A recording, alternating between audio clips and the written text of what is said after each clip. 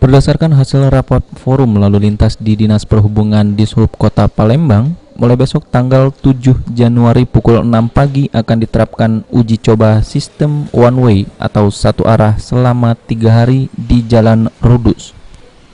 Sistem one way tersebut dilakukan guna mengurangi kemacetan yang kerap terjadi di kawasan SMP Negeri 9 dan sekitarnya pada saat jam antar dan jemput anak sekolah. Uji coba tersebut akan diberlakukan selama 3 hari. Berdasarkan pantauan di lokasi sudah terlihat spanduk bertuliskan himbauan akan diberlakukannya one way dan pulang perbodan di depan jalan Torpedo. Namun masih banyak pengendara yang melintasinya. Menanggapi hal tersebut, salah seorang pengendara, Asril, mengaku setuju dengan adanya penerapan one way tersebut karena sistem satu arah ini nantinya diharapkan dapat meminimalisir terjadinya kemacetan di kawasan Jalan Kudus dan Jalan Amfibi. Kami ini sebagai warga sini setuju untuk dilakukan one way ini kan. Jadi selama ini kan ada sering kemacetan di waktu jam pulang sekolah, di waktu pagi-pagi itu anak-anak diantar sekolah tuh kan.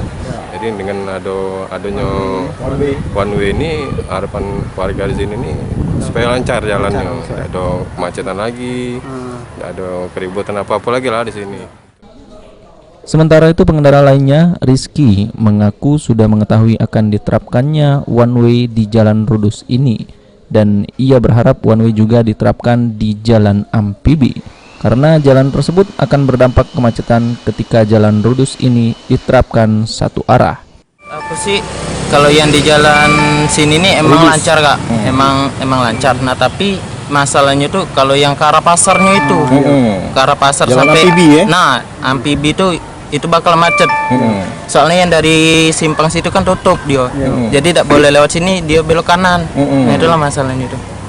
Tadi macetnya kalau tidak salah tuh sudah sampai pasar karena jalan ini ditutup. Artinya bukan hanya di Jalan Rudus ini, diberlakukan di pasar juga diberlakukan itu. Iya, pengennya mah itu. Heru Wahyudi, PAL TV.